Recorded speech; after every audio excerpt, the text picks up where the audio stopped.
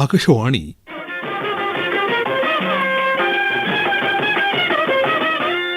ಕನ್ನಡ ಭಾರತಿ ಸಾಹಿತ್ಯ ಸಂಚಿಕೆ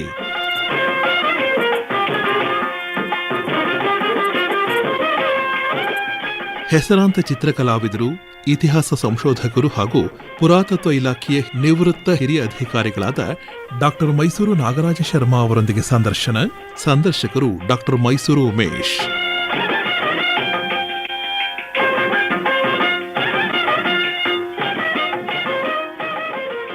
ಕೇಳುಗರಿಗೆಲ್ಲ ನಮಸ್ಕಾರ. ಇಂದು ನಮ್ಮ ಸ್ಟುಡಿಯೋದಲ್ಲಿ ಇದ್ದಾರೆ ನಾಡಿನ ಹೆಸರಾಂತ ಕಲಾವಿದರು, ಸಂಶೋಧಕರು, ಚಿತ್ರಕಲಾವಿದರು, ಹಾಗೆಯೇ ಒಂದು ಕಾಲದಲ್ಲಿ ಮೈಸೂರು ಆಕಾಶವಾಣಿಯಲ್ಲಿ ಉದ್ಘೋಷಕರಾಗಿ ಕೆಲಸವನ್ನ ಮಾಡಿದಂತಹ ಡಾಕ್ಟರ್ ಮೈಸೂರು ನಾಗರಾಜ ಶರ್ಮಾ ಅವರು. ಇವರ ಆಸಕ್ತಿಯ ಕ್ಷೇತ್ರಗಳನ್ನು ನಾವು ಕೆದಕ್ತಾ ಹೋದಾಗೆ ಹಲವಾರು ಕುತೂಹಲಕಾರಿಯಾದಂತಹ ವಿಚಾರಗಳು ಬರುತ್ತೆ. ನಾಡಿನ ಅಪರೂಪದ ಸಂಶೋಧಕ ಅಂತಲೇ ಹೇಳಬಹುದು. ಯಾಕೆ ಅಂತಂದರೆ ಆಸಕ್ತಿ ಕ್ಷೇತ್ರಗಳನ್ನೆಲ್ಲವನ್ನ ಕಣ್ಣರಳಿಸಿ ನೋಡುವಂಥದ್ದು ತುಂಬ ಕಷ್ಟದ ಕೆಲಸ. ಆದರೆ ಇಡೀ ಜೀವಮಾನದ ತುಂಬ ತಮ್ಮ ಆಸಕ್ತಿ ಕ್ಷೇತ್ರಗಳನ್ನು ಪ್ರೀತಿಸ್ತಾ ಹೊಸತನವನ್ನು ಕಂಡುಕೊಳ್ತಾ, ಹಾಗೆಯೇ ಇಲ್ಲಿರುವಂತಹ ಜನಗಳಿಗೆ ಹೊಸತನ ನೀಡಬೇಕು ಅನ್ನುವಂತಹ ಕುತೂಹಲವನ್ನು ಇಟ್ಟುಕೊಂಡು ಕಾರ್ಯಪ್ರವೃತ್ತರಾಗಿದ್ದಾರೆ ಡಾಕ್ಟರ್ ಮೈಸೂರು ನಾಗರಾಜ ಶರ್ಮಾ ಅವರು. ಬನ್ನಿ ಅವರ ಕ್ಷೇತ್ರದ ಕೆಲವಷ್ಟು ಅನುಭವಗಳನ್ನು ಅವರ ಮೂಲಕವೇ ಕೇಳೋಣ. ಸರ್, ಕಾರ್ಯಕ್ರಮಕ್ಕೆ ತಮಗೆ ಸ್ವಾಗತ. ನಮಸ್ಕಾರ ಉಮೇಶ್ ಅವರೇ. ಸರ್, ಒಂದು ಕಾಲದಲ್ಲಿ ಮೈಸೂರು ಆಕಾಶವಾಣಿಯಲ್ಲಿ ತಾವು ಉದ್ಘೋಷಣೆಯನ್ನು ನೀಡ್ತಾ ಇದ್ದಂಥವರು. ಸುಮಾರು 5-6 ವರ್ಷಗಳವರೆಗೆ ತಮ್ಮ ಉದ್ಘೋಷಣೆಯನ್ನು ನಮ್ಮ ಮೈಸೂರಿನ ಜನ ಕೇಳಿದ್ದಾರೆ. ಖಂಡಿತ. ಆದರೆ ತಾವು ಈ ಉದ್ಘೋಷಣೆಗೆ ಬಂದಂಥ ದಿನದಲ್ಲಿ ಆಕಾಶವಾಣಿ ಹೇಗಿತ್ತು, ಮತ್ತು ಆಕಾಶವಾಣಿಯಲ್ಲಿ ತಮ್ಮ ಧ್ವನಿ ಹೋಗ್ತಾ ಇದೆ ಅಂತಂದಾಗ ತಮಗೆ ಯಾವ ರೀತಿಯ ಪ್ರೌಡ್ ಫೀಲ್ ಆಗ್ತಾ ಇತ್ತು? ನಾನು ಈ ಆಕಾಶವಾಣಿ ಕಟ್ಟಡದ 1 ಕಿಲೋಮೀಟರ್ ದೂರದಲ್ಲಿ ಹುಟ್ಟಿದವನು. ಬೆಳೆಯುವಾಗ ಈ ಚೆಲ್ಲೊಂಬ ಪಾರ್ಕ್ನಲ್ಲಿ ಆಟ ಆಡುವಾಗ ಆಕಾಶವಾಣಿಯಿಂದ ಪ್ರಸಾರವಾಗ್ತಿದ್ದಂಥ ರೇಡಿಯೋ ರೂಮ್ನಲ್ಲಿ ಬರೋ ಕಾರ್ಯಕ್ರಮಗಳನ್ನು ಸಾಯಂಕಾಲದ ಹೊತ್ತು ಕೇಳಿಸ್ಕೊಳ್ಳೋದು, ಇವೆಲ್ಲ ನಮಗೆ ಪರಿಚಯ ಆಗಿ ಆಕಾಶವಾಣಿ ಪರೋಕ್ಷವಾಗಿ ನಮಗೆ ಪರಿಚಯ ಆಯಿತು, ನಿಜ. ಆದರೆ ಮಧ್ಯದಲ್ಲಿ ಒಂದು ಸಲ ಇದ್ದಕ್ಕಿದ್ದಾಗೆ ಆಕಾಶವಾಣಿ ತನ್ನ ಶಬ್ದವನ್ನು ನಿಲ್ಲಿಸ್ಬಿಟ್ಟು ಬೆಂಗಳೂರು ಕಡೆ ಹೊರಟೋಯ್ತು. ಆಗ ಈ ಜಾಗಕ್ಕೆ ನಾವು ಬರ್ತಾ ಇದ್ದಿದ್ದು ಲಲಿತ ಕಲಾ ಕಾಲೇಜು ಅನ್ನೋ ಒಂದು ಸಂಸ್ಥೆ, ವಿಶ್ವವಿದ್ಯಾಲಯ ಇದ್ದು ಚಟುವಟಿಕೆಯನ್ನು ಪ್ರಾರಂಭಿಸಿತು. ಆಗ ಮಧ್ಯದಲ್ಲಿ ಸ್ವಲ್ಪ ಕಾಲ ಅಜ್ಞಾತವಾಸ ಆಕಾಶವಾಣಿದು. ಆಮೇಲೆ ಮತ್ತೊಂದು ಸಲ ನಮ್ಮ ಭಾಗ್ಯಕ್ಕೆ ಆಕಾಶವಾಣಿ ಮೈಸೂರು ಆಕಾಶವಾಣಿ ಅಂತಲೇ ಆಗಿ ಮೈಸೂರು ಕಟ್ಟಡದಲ್ಲೇ ಪಾರಂಪರಿಕವಾದ ಕಟ್ಟಡ ಇದು, ಆಕಾಶವಾಣಿಗೋಸ್ಕರವಾಗಿ ನಿರ್ಮಿಸಿದ ಸುಂದರವಾದ ಕಟ್ಟಡ. ಈ ಕಟ್ಟಡಕ್ಕೆ ಬಂದು ನಮಗೆ ಬಹಳ ಸಂತೋಷವನ್ನು ಕೊಡ್ತು. ಹಾಗಾಗಿ ನಾನು ಆಕಾಶವಾಣಿಯತ್ತ ಪ್ರವೇಶ ಮಾಡಿದೆ. ಆದರೆ ಪ್ರವೇಶ ಮಾಡಿದ್ದು ಕಲಾವಿದನಾಗಿ ಅಲ್ಲ. ನನ್ನ ಬದುಕನ್ನು ನಾನು ಶೂನ್ಯದಿಂದ ಪ್ರಾರಂಭಿಸಿದ್ದೀನಿ, 0ಯಿಂದ. ಹಾಗಾಗಿ ನಾನು ಮೊದಲು ವೃತ್ತಿಯನ್ನು ಕಂಡುಕೊಂಡೆ. ಕಲಾವಿದನಾಗಿ ಅಧ್ಯಯನ ಮಾಡಿದ ಮೇಲೆ ಪ್ರಾರಂಭಕ್ಕೆ ನಮ್ಮ ಚಿತ್ರಕಲೆಯಲ್ಲಿ ದುಡ್ಡು ಬರತಕ್ಕಂಥದ್ದು ಈ ಅಂಗಡಿ ಮುಂಗಟ್ಟುಗಳ ಬೋರ್ಡ್ಗಳನ್ನು ಬರೆಯೋದು, ಸೈನ್ ಬೋರ್ಡ್ ಅಂತೀವಲ್ಲ, ಫಲಕಗಳನ್ನು ಬರೆಯೋದು ಕನ್ನಡ ಇಂಗ್ಲೀಷ್ಗಳಲ್ಲಿ. ಅದಕ್ಕೆ ತೊಡಗಿಸ್ಕೊಂಡು ನಾವು ಬಹಳ ಆರ್ಥಿಕವಾಗಿ ಹಿಂದುಳಿದ ಕುಟುಂಬದಿಂದ ಬಂದವನು. ಮೊದಲನೇದಾಗಿ ಸಂಪಾದನೆ ಮಾಡಲಿಕ್ಕೋಸ್ಕರ ನನ್ನ SSLC ನಂತರ ಚಿತ್ರಕಲಾ ಕ್ಷೇತ್ರಕ್ಕೆ ಹೋಗಿ ಮೈಸೂರಿನಲ್ಲಿ ಇವತ್ತು ಕಾವ ಅಂತ ಕರಿತಿದ್ದಿರಲ್ಲ, ಅದು ಅವತ್ತು ಇರಲಿಲ್ಲ. ಆ ಜಾಗದಲ್ಲಿ ಮಹಾರಾಜರು ನಿರ್ಮಿಸಿದಂತಹ ಚಾಮರಾಜೇಂದ್ರ ತಾಂತ್ರಿಕ ವಿದ್ಯಾಲಯ ಅನ್ನುವ ಟೆಕ್ನಿಕಲ್ ಇನ್ಸ್ಟಿಟ್ಯೂಟ್ ಅಂತ ಒಂದು ಸಂಸ್ಥೆ ಇತ್ತು. ಅಲ್ಲಿ ವಿಶ್ವವಿಖ್ಯಾತವಾಗಿರ್ತಕ್ಕಂಥ ನಮ್ಮ ಚಿತ್ರಕಲಾವಿದರುಗಳೆಲ್ಲ ಅಲ್ಲಿಂದ ಆಚೆ ಬಂದಿದ್ದಾರೆ. ವೈ ನಾಗರಾಜ ಅವರು, ರಾಮ್ ನರಸಯ್ಯನವರು, ಕೇಶವಯ್ಯನವರು, ಇವರೆಲ್ಲ ಅರಮನೆ ಚಿತ್ರಗಾರರು. ಅಲ್ಲೆಲ್ಲ ಇವತ್ತಿಗೂ ಅವ್ರ ಚಿತ್ರಗಳಿವೆ. ಇವರೆಲ್ಲರ ಕೆಲಸದ ಪ್ರೇರಣೆಯಿಂದ ನನಗೆ ಆ ಸಂಸ್ಥೆಗೆ ಸೇರಬೇಕು ಅಂತೇಳಿ ಶಾಲಾ ಕಾಲೇಜಿಗೆ ತಿಲಾಂಜಲಿ ಇಟ್ಬಿಟ್ಟು ನಾನು ಆ ಕಡೆಗೆ ಹೋಗಿ ಕಲೆಯನ್ನು ಕಲಿತು ಪ್ರಾರಂಭ ಮಾಡಿದೆ. ಶಾಸ್ತ್ರೀಯ ಕಲೆ ಬೇರೆ, ವಾಣಿಜ್ಯ ಕಲೆ ಬೇರೆ ಅಂತಿರುತ್ತೆ. ವಾಣಿಜ್ಯ ಕಲೆ ಮೂಲಕ ಹಣ ಚೆನ್ನಾಗಿ ಬರುತ್ತೆ, ಶಾಸ್ತ್ರೀಯ ಕಲೆ ಮೂಲಕ ಹೆಸರು ಚೆನ್ನಾಗಿ ಬರುತ್ತೆ. ನಮ್ಮ ಬದುಕಿಗೆ ಆರ್ಥಿಕವಾಗಿ ಅವಶ್ಯಕತೆ ಇದರಿಂದ ನಾನು ಮೊದಲು ಶಾಸ್ತ್ರೀಯ ಚಿತ್ರಕಲೆಯನ್ನು ಪಕ್ಕಕ್ಕಿಟ್ಟು ವಾಣಿಜ್ಯ ಕಲೆಯನ್ನು ಶುರು ಮಾಡಿದೆ. ಆಗ ಬೋರ್ಡ್ ಬರಿತಾ ಇದ್ದೆ ಅಂತ ಹೇಳಿದ್ನಲ್ಲ, ಆಗ ಆಕಾಶವಾಣಿಗೆ ಕೂಡ ನಾನು ಬೋರ್ಡ್ ಬರೆಯೋ ಕಲಾವಿದನಾಗಿ ಪ್ರವೇಶ ಮಾಡಿದೆ, ಮೆಟ್ಲತ್ತದೆ. ಇವತ್ತಿಗೂ ಕೂಡ 40-45 ವರ್ಷದ ಹಿಂದೆ ನಾನು ಪ್ರತಿಯೊಂದು ಪೀಠೋಪಕರಣಗಳು ಇದ್ರ ಮೇಲೆ ಸಂಖ್ಯೆಗಳನ್ನು ಸರ್ಕಾರಿ ಕಚೇರಿಯಲ್ಲಿ ಅನುಮೋದಿಸ್ತಾರೆ. ಹಾಗಾಗಿ ನಾನು ಅದನ್ನು ನಮೂದಿಸುವಾಗ AIR-52/2 ಅಂತ ಏನೋ ಈ ಥರ ಬರ್ಕೊಂಡು ಬಂದಿರೋದು. ಒಂದು ಅಕ್ಷರಕ್ಕೆ 10 ಪೈಸೆ ನಾನು ಶುಲ್ಕ ವಿಧಿಸ್ತಾ ಇದ್ದೆ. ಹಾಗಾಗಿ 15 ದಿವಸ ಕೆಲಸ ಮಾಡಿದ್ಮೇಲೆ ನನಗೆ ಆಕಾಶವಾಣಿಯಿಂದ 150 ರೂಪಾಯಿ ಏನೋ ಒಂದು ಚೆಕ್ ಬಂತು. ಹೀಗಾಗಿ ನಾನು ಆಕಾಶವಾಣಿಯ ಮೆಟ್ಲು ಹತ್ತಿದ್ದು ಕೈಯಲ್ಲಿ ಬಣ್ಣದ ಪೆಟ್ಟಿಗೆ ಹಿಡ್ಕೊಂಡು. ಆದರೆ ಬಾಲ್ಯದಿಂದ ನನ್ನೊಳಗೆ ಈ ಚಿತ್ರಕಲೆ ಮತ್ತು ನಾಟಕ ಕಲೆ, ಅಭಿನಯ ಕಲೆ ಇದೆಲ್ಲ ಇತ್ತು. ಆದ್ದರಿಂದಾಗಿ ನಾನು ಆಕಾಶವಾಣಿಯಲ್ಲಿ ಕೂಡ ಅಭಿನಯ ಕಲಾವಿದನಾಗಿ ಅರ್ಜಿ ಸಲ್ಲಿಸಿದೆ. ಹಾಗೆ ಆಡಿಷನ್ ಎಲ್ಲ ಆಯಿತು. ನಾನು ಬೀದರ್ಜಿಯಲ್ಲೇ ನನ್ನನ್ನು ಆಯ್ಕೆ ಮಾಡಿದ್ರು. ಭಾಗ್ಯವಶಾತ್ ಅದು ಯಾರು ಅಂತ ನನಗೆ ಗೊತ್ತಿರಲಿಲ್ಲ ಅವತ್ತು. ಆದರೆ ವಸಂತ ಕವಲಿಯವರಂತೆ ಪರೀಕ್ಷಕರು ತೆರೆ ಮರೆಯಲ್ಲಿ ಮುಚ್ಚಿಬಿಟ್ಟಿರ್ತಾರಲ್ಲ ನಿಮ್ಮ ಆಕಾಶವಾಣಿಯಲ್ಲಿ, ಪರೀಕ್ಷಕರಿಗೆ ಈ ಅಭ್ಯರ್ಥಿ ಯಾರು ಅನ್ನೋದು ಕಾಣಬಾರ್ದು ಅಂತ. ಆವಾಗ ಅವರು ಹೋದ್ಮೇಲೆ ನನಗೆ ಮತ್ತೆ ಮಾರನೇ ದಿವಸ ನನ್ನ ಸ್ನೇಹಿತರು ಆಕಾಶವಾಣಿಯವರು ಹೇಳಿದ್ರು. ಹಾಗಾಗಿ ಭಾಗ್ಯವಶಾತ್ ನಾನು ಆಯ್ಕೆ ಆದೆ. ಡ್ರಾಮಾದಲ್ಲಿ ಆಗಾಗ ನನ್ನನ್ನು ಕರಿತಾ ಇದ್ರು. ಅನೇಕ ಹಿರಿಯ ಕಲಾವಿದರೆಲ್ಲ ನನ್ನ ಹತ್ರ ಮಾಡ್ತಾಯಿದ್ರು. ಆ ಸಂದರ್ಭದಲ್ಲಿ ಒಂದು ಸಲ ಉದ್ಘೋಷಕರ ಒಂದು ಕೊರತೆ ಕಂಡು ಬಂತು ಇಲ್ಲಿ. ಆ ಸಮಯದಲ್ಲಿ ಅವರು ಸಾರ್ವಜನಿಕರನ್ನು ಕೂಡ ಒಳಗಡೆ ಸೇರಿಸ್ಕೊಳ್ಳೋಣ, ಅಂದರೆ ಆಕಾಶವಾಣಿಯ ಶಾಶ್ವತವಾದ ಉದ್ಯೋಗಿಗಳು ಬೇರೆ, ಆದರೆ ಹೊರಗಡೆಯಿಂದ ತಗೊಳ್ಳುವಾಗ ಆಕಾಶವಾಣಿಯಲ್ಲಿ ತುಂಬ ಮಡಿವಂತಿಕೆ ಇತ್ತು. ಇವತ್ತಿನಂತಹ ಒಂದು ನಿರ್ಭಿಡೆ ಇರಲಿಲ್ಲ ಅವತ್ತು. ಹೊರಗಡೆಯವರನ್ನು ತಗೋತಾ ಇರಲಿಲ್ಲ. ಅದರಲ್ಲೂ ಅನೌನ್ಸ್ಮೆಂಟ್ ಅಂದರೆ ಲೈವ್, ಬೇರೆ ಎಲ್ಲ ಕಾರ್ಯಕ್ರಮಗಳು ರೆಕಾರ್ಡೆಡ್ ಕಾರ್ಯಕ್ರಮ, ಅದರ ಅನೌನ್ಸರ್ದು ನೇರವಾಗಿ ಹೋಗ್ತಕ್ಕಂಥದ್ದು ಅಥವಾ ಜವಾಬ್ದಾರಿಯುತವಾಗಿ ಮಾತಾಡಬೇಕಾಗ್ತಿತ್ತು. ಅದರಿಂದ ನಾವು ನಮ್ಮ ಭಾಷೆಯಲ್ಲಿ ಹೇಳೋದಾದರೆ ಆಕಾಶವಾಣಿ ಅನೌನ್ಸರ್ಗೆ ಜುಟ್ಟು ಹಿಡ್ಕೊಂಡು ಮಾತಾಡಿಸುತ್ತೆ ಅಂತ. ಯಾಕೆಂದರೆ ಒಂದು ಶಿಸ್ತು ಇರಬೇಕಲ್ವೇ ಹಾಗೆ. ಆದರೆ ಅಂಥದ್ರಲ್ಲಿ ಖಾಸಗಿ ಉದ್ಘೋಷಕರನ್ನು ಕರೆಯುವಾಗ ನಾನೇ ಮೊಟ್ಟ ಮೊದಲ ಉದ್ಘೋಷಕನಾಗಿ ಇಲ್ಲಿಗೆ ಬಂದೆ. ಯಾವ ಒಂದು ತರಬೇತಿ ಕೂಡ ಅವರು ಕೊಡದೇನೆ ಒಂದೆರಡು ಮಾತಲ್ಲಿ ನನಗೆ ಹೀಗೆ ಅಂತ ಹೇಳಿದ್ದೆ ಕೆಲಸ. ಇದು turn table 1, turn table 2, tape deck 1, tape deck 2, ಇದು ಫೀಡರು, ಅದು ಫೇಡ್ ಮಾಡಬಹುದು, ಅದರದ್ದೆಲ್ಲ ವಿಚಾರಗಳನ್ನು ಹೇಳಿ ಬಿಟ್ಟುಬಿಟ್ರು. ನನ್ನ ನೇರವಾಗಿ ಒಂದು ದಿವಸ ಕಾರ್ಯಕ್ರಮವನ್ನು ಉದ್ಘೋಷಣೆ ಮಾಡಲಿಕ್ಕೆ ಪ್ರಾರಂಭಿಸಿದೆ. ಬಹಳ ಆಸಕ್ತಿ, ಭಕ್ತಿ. ಆಸಕ್ತಿಗಿಂತ ಆ ಶಕ್ತಿಗಿಂತ ಆ ಭಕ್ತಿ ಮುಖ್ಯ ಅಂತ ನನ್ನ ಒಂದು ಭಾವನೆ. ಹಾಗಾಗಿ ನಾನು ಯಾವುದೇ ಕೆಲಸ ಮಾಡಿದ್ರೂ ಹೃದಯದಿಂದ ಮಾಡ್ತೀನಿ. ಹಾಗಾಗಿ ಅವತ್ತು ನನ್ನ ಯಶಸ್ಸು ಸಿಕ್ತು. ನಾನು ಬೇರೆ ಬೇರೆ ನಾಟಕಕಾರನಾಗಿ ಮತ್ತು ಈ ಟಾಕರ್ ಪ್ರಬಂಧಗಳನ್ನು ಮಂಡಿಸ್ತಾ ಇದ್ದೆ, ಮತ್ತು ಸಂದರ್ಶನ ಕೂಡ ಮಾಡ್ತಾ ಇದ್ದೆ. ಟಿ.ಎಸ್. ಸತ್ಯನಂತಹ ಪದ್ಮಶ್ರೀ ಪ್ರಶಸ್ತಿ ವಿಜೇತರ ಅಂಥವ್ರನ್ನು ಕೂಡ ಸಂದರ್ಶನ ಮಾಡಿದ್ದೆ. ಹೀಗಾಗಿ ಆಕಾಶವಾಣಿಯಲ್ಲಿ ಅನೇಕ ವಿಧದ ಒಂದು ಪ್ರೋತ್ಸಾಹವನ್ನು ಕೊಟ್ಟು ನನ್ನ ಹೆಸರನ್ನ 4 ಜನಕ್ಕೆ ತಲುಪೋ ಹಾಗೆ ಮಾಡಿದ್ದು ಅಲ್ಲದೆ ನನಗೆ ದುಡ್ಡು ಕೊಟ್ಟು ಪ್ರೋತ್ಸಾಹ ಕೆಲವು ಕೆಲಸನೂ ಕೊಟ್ಟಿತ್ತು ಅಂತ ಹೇಳಿದ್ನಲ್ಲ. ಹಾಗಾಗಿ ಆಕಾಶವಾಣಿ ಸಂಬಂಧ ನನಗೆ ಆಳವಾಗಿ 50 ವರ್ಷ ಅಂತ ಹೇಳ್ಬೋದು. ಆಕಾಶವಾಣಿಯ ಕೂಗಳತೆಯಲ್ಲೇ ತಮ್ಮ ಮನೆ ಇತ್ತು. ಆಕಾಶವಾಣಿ ಕಡೆ ಬರಬೇಕಾದ್ರೆ ವಿಠಲ ವಿಹಾರವೂ ಕೂಡ ತಮ್ಮ ಕಣ್ಣಿಗೆ ಬೀಳ್ತಾ ಇತ್ತು. ಖಂಡಿತ. ಆ ವಿಠಲ ವಿಹಾರದ ನಂಟು ಏನಾದರೂ ತಮಗೆ ಇತ್ತ? ಬಹಳ ರೋಮಾಂಚಕವಾದ ವಿಚಾರ ಅಂತಲೇ ಹೇಳಬೇಕು, ಭಾವುಕ ವಿಚಾರ. ಆಕಾಶವಾಣಿ ಪ್ರಾರಂಭವಾಗಿದ್ದು ವಿಠಲ್ ವಿಹಾರದಲ್ಲಿ ಅಂತ ಪ್ರಪಂಚಕ್ಕೆ ಗೊತ್ತಿದೆ. ಆದರೆ ಆ ವಿಠಲ್ ವಿಹಾರದ ಹಿನ್ನೆಲೆ ಏನು, ಅಲ್ಲಿ ಯಾರು ವಾಸ ಮಾಡ್ತಿದ್ರು, ಅದರ ಮಾಲೀಕರು ಯಾರು ಅನ್ನೋದ್ರ ಬಗ್ಗೆ ಹೆಚ್ಚು ಜನಗಳಿಗೆ ಗೊತ್ತಿಲ್ಲ. ಆ ವಿಠಲ ವಿಹಾರದಲ್ಲಿ ಒಬ್ಬರು UL ರಾಮಚಂದ್ರ ರಾವ್ ಅನ್ನುವ ಮಹಾರಾಷ್ಟ್ರ ಭಾಷೆಯವರು, ಅವರು ಸಿಟಿಯಲ್ಲಿ ದರ್ಜಿಯ ಒಂದು ಉದ್ಯಮದವರವರು, ಮಹಾರಾಷ್ಟ್ರದವರೆಲ್ಲ ಸಾಮಾನ್ಯವಾಗಿ. ಅವರು ಒಂಟಿಕೊಪ್ಪಲಿನಲ್ಲಿ ಈ ಮೂಲೆ ಮನೆಯಲ್ಲಿ ಜಾಗ ತಗೊಂಡು ಅಲ್ಲಿ ಒಂದು ಮನೆ ಕಟ್ಟಿದ್ರು. ಆ ಮನೆ ಕಟ್ಟುವಾಗ ನಮ್ಮ ಹಿರಿಯರು ಹೇಳ್ತಾ ಇದ್ರು, ಆ ಜಾಗದಲ್ಲಿ ಅವ್ರಿಗೆ ಚಿನ್ನ ಸಿಕ್ತು, ಅದರಿಂದ ಅವರು ತುಂಬ ಶ್ರೀಮಂತರಾದರು ಅಂತ ಹೇಳ್ತಾ ಇದ್ರು. ಇದು ಬಾಯಿಮಾತಿನ ಹೇಳಿಕೆಗಳಲ್ಲಿ ಎಷ್ಟು ಸತ್ಯ ಇದೆ ನನಗೆ ಗೊತ್ತಿಲ್ಲ, ಜನಗಳಲ್ಲಿ ಉತ್ಪ್ರೇಕ್ಷೆಗಳು ಕೂಡ ಇರ್ಬೋದು. ಒಟ್ಟಿನಲ್ಲಿ ಇದ್ದಕ್ಕಿದ್ದಂತೆ ಅಪಾರವಾಗಿ ಶ್ರೀಮಂತರಾದಂತಹ UL ರಾಮಚಂದ್ರ ರಾಯರು ದೊಡ್ಡ ಮನೆಯನ್ನು ಕಟ್ಟಿ ಅದಕ್ಕೆ ವಿಠಲ ವಿಹಾರ, ಮರಾಠಿಯವರಿಗೆ ವಿಠಲ, ಕಾನಡ ವಿಠಲನೇ ಅವನು, ಮೂಲತಃ ಕರ್ನಾಟಕದಿಂದ ಹೋದವನೇ ಇರಲಿ, ಅವ್ರಿಗೆ ಕಾನಡ ವಿಠಲನ ಒಂದು ಚಿತ್ರವನ್ನು ಕೂಡ ಸೊಂಟದ ಮೇಲೆ ಕೈ ಇಟ್ಕೊಂಡು ಇಟ್ಟಿಗೆ ಮೇಲೆ ನಿಂತಿರ್ತಕ್ಕಂಥ ವಿಠಲನ ವಿಗ್ರಹವನ್ನು ಹಾಕಿದ್ದಾರೆ. ನಾನು ಆ ಮನೆಯಲ್ಲಿ ಆಡಿ ಬೆಳೆದೆ. ಯಾಕೆಂದರೆ ಅವರ ಮೊಮ್ಮಗ ನನ್ನ ಸ್ನೇಹಿತ, ಅವರ ಮಗ ಮೈಸೂರು ಟೈಲರಿಂಗ್ ಹಾಲ್ ಅಂತ ನಾನು ಇಟ್ಕೊಂಡಿದ್ದರು ಆ ಕಾಲದಲ್ಲಿ. ಹಾಗಾಗಿ ಆ ಮನೆ ಪರಿಚಯ ಎಲ್ಲ ನನಗೆ ಸ್ವಲ್ಪ ಇದೆ. ಈಗ ಅಲ್ಲಿಗೆ MV ಗೋಪಾಲಸ್ವಾಮಿಯವರ ಪ್ರವೇಶ ಹೇಗೆ ಆಯಿತು? ಅಂದರೆ MV ಗೋಪಾಲಸ್ವಾಮಿಯವರ ಪ್ರವೇಶದ ಕಾಲಕ್ಕೆ ನಾನು ಇರಲಿಲ್ಲ. ನಾನು ಹುಟ್ಟೋ ಕಾಲಕ್ಕೆ ಗೋಪಾಲಸ್ವಾಮಿಯವರು ಅಲ್ಲಿ ಆಕಾಶವಾಣಿಯನ್ನು ಮಾಡ್ತಿದ್ರು. ನನ್ನ ಬಾಲ್ಯದಲ್ಲಿ ಅದು ಕೂಡ ಪರಿಚಯ ಇರಲಿಲ್ಲ, ಆಮೇಲೆ ಪರಿಚಯ ಆದ ಸಂಗತಿ. ನಾನು ಆ ಮನೆಗೆ ನಾನು ಪ್ರವೇಶ ಮಾಡೋ ಹೊತ್ತಿಗೆ ಆಕಾಶವಾಣಿ ಕಾರ್ಯಕ್ರಮ ಕಟ್ಟಡ ಕಾರ್ಯಚಟುವಟಿಕೆಗಳು ಅಲ್ಲಿಂದ ಸ್ಥಳಾಂತರಗೊಂಡು ಆ ಸ್ಥಳಕ್ಕೆ UL ರಾಮಚಂದ್ರ ರಾಯರೇ ವಾಸಕ್ಕೆ ಬಂದಿದ್ದರು. ಹಾಗಾಗಿ ನಾನು ಅಲ್ಲಿಗೆ ಹೋಗೋ ಅವಕಾಶ ಅವ್ರ ಮೊಮ್ಮಗನ ಸಂಪರ್ಕ ಬರ್ತಾಯಿತ್ತು. ಅದಕ್ಕಿಂತ ಮುಂಚಿನ ಇವರು ಪ್ರಾರಂಭ ಮಾಡಿದ್ದು, ಅದನ್ನು ಹೇಗೆ ಆಯ್ಕೆ ಮಾಡಿದ್ರು ಮುಟ್ಟಿದ್ರು ಅನ್ನೋದು ನನ್ನ ಹಿಂದಿನ ತಲೆಮಾರಿಗೆ ಬಹುಶಃ ಗೊತ್ತಿರಬಹುದಾದ ವಿಷಯ. ಈಗ ಡಾಕ್ಟರ್ ಮೈಸೂರು ನಾಗರಾಜ ಶರ್ಮಾ ಅಂತಂದರೆ ಚಿತ್ರಕಲಾವಿದರಾಗಿ, ಹಾಗೆಯೇ ಪುರಾತತ್ವ ಕ್ಷೇತ್ರಕ್ಕೆ ಸಂಬಂಧಪಟ್ಟಿದ್ದಾಗಿ, ಮತ್ತು ಅದಲ್ಲದೆ ಬಹಳ ವಿಶೇಷವಾದಂತಹ ಸಂಶೋಧನೆ ಮಾಡುವುದರಲ್ಲಿ ಶರ್ಮಾ ಅವರು ಎತ್ತಿದ ಕೈ ಅನ್ನುವಂತಹ ಒಂದು ವಿಚಾರ ಎಲ್ಲ ಸಂಶೋಧಕರಿಗೂ ಗೊತ್ತಿರುವಂಥದ್ದು. ಈ ಚಿತ್ರಕಲಾವಿದರಾಗಿರುವಂತಹ ನಾಗರಾಜ್ ಶರ್ಮಾ ಅವರು ಪುರಾತತ್ವ ಕ್ಷೇತ್ರದ ಕಡೆಗೆ ಯಾಕೆ ಹೊರಳಿದ್ರು? ಆಕಸ್ಮಿಕವೋ ಅಥವಾ ಉದ್ದೇಶಪೂರ್ವಕವೋ ಅಥವಾ ತಮ್ಮ ಆಸಕ್ತಿಯೋ? ನೋಡಿ, ಕಲೆಯಲ್ಲಿ ನನಗೆ ಆಸಕ್ತಿ ಮೂಡಿದ್ದು ಸ್ವಾಭಾವಿಕವಾಗಿ ಬಾಲ್ಯದಿಂದ ಬಂದಿದ್ದು. ಆದರೆ ಕಲೆಯಲ್ಲಿ ನಾವು ಚಿತ್ರ ಬರಿತೀವಿ, ಶಿಲ್ಪ ಇರುತ್ತೆ. ನಾನು ಚಿತ್ರಕಲೆ, ಶಿಲ್ಪಕಲೆ, ಮರುಣ್ ಕಲೆ ಅಂತ ಕರಿತೀವಿ. ಕ್ಲೇ ಮಾಡೆಲಿಂಗ್ ಅಂತ ಕರಿತೀವಿ, ಆ ಕ್ಷೇತ್ರದಲ್ಲೆಲ್ಲ ನಾನು ಒಂದಿಷ್ಟು ಕೆಲಸ ಮಾಡಿ ಆಸಕ್ತಿ ತೋರಿಸಿದವನು. ಆಗ ನನಗೆ ಈ ಶಿಲ್ಪಗಳನ್ನೆಲ್ಲ ನೋಡ್ತಾ ಇದ್ದರೆ, ಅರಮನೆಯಲ್ಲಿರ್ತಕ್ಕಂಥ ಚಿತ್ರಗಳನ್ನೆಲ್ಲ ಇದೆಲ್ಲ ನೋಡ್ತಾ ಇದ್ದಾಗ ಇದು ಇತಿಹಾಸದ ಒಂದು ಭಾಗ ಅನ್ನೋದು ರೀತಿ ನನಗೆ ಗೊತ್ತಾಗ್ತಾ ಇತ್ತು.